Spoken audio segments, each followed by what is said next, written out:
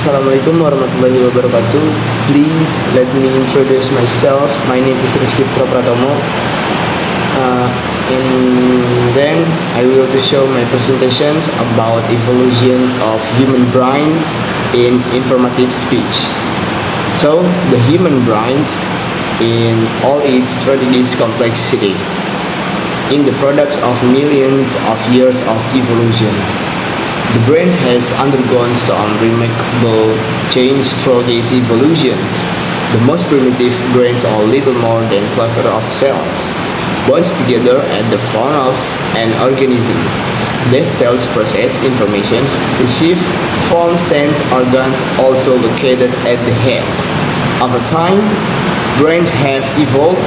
The brains of vertebrate animals have development in both size and sophistication.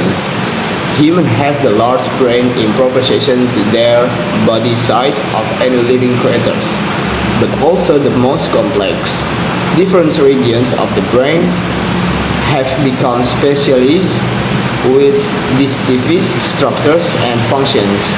For example, the cerebellum is involved in movement and coordination, whereas the cerebral cortex is involved in memory, language, and consciousness.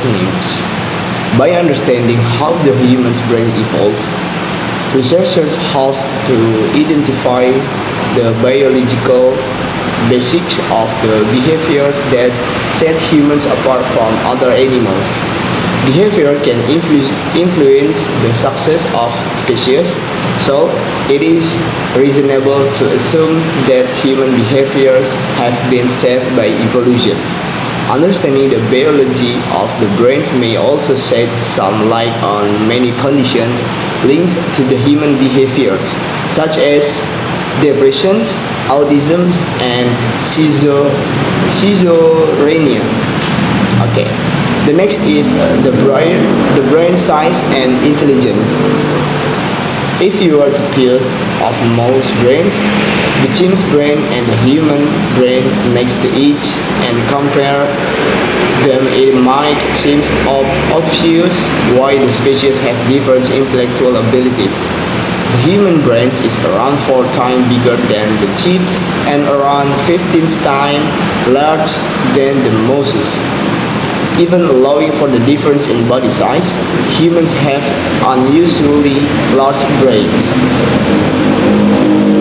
The next is bigger is not always better, but size is not the whole story.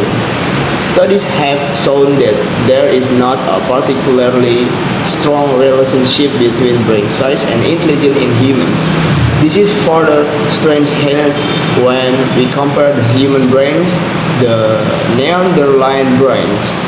Because the Neanderthal brains exist today, scientists have studied the inside of fossil skulls to understand the brains that were inside.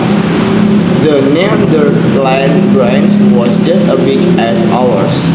In fact, probably bigger. The skulls of modern humans, while generally larger than those of our earliest ancestors, are also different in shape. This suggests that the modern brain is less of the fixed shape than that of earliest humans and can be influenced over time its lifetime by environmental of genetic factors, or this is called plasticity. There are some interesting differences when we compare the patterns of brain growth in humans to chimpanzees, our close living relative. Both brains grow steadily in the first few years, but the shape of the human brain changes significantly during the first years of life. During this period, the developing brain will be picking up information from its environment, providing an opportunity for the outside world to set the growing natural circuits. An analysis of Neanderthal skull has shown their growth patterns were more similar to the chimpanzee than the modern humans.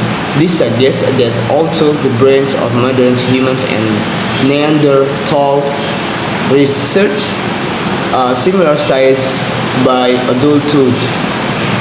This was achieved through different patterns of growth in the different regions of the brain. The next is language and brain development.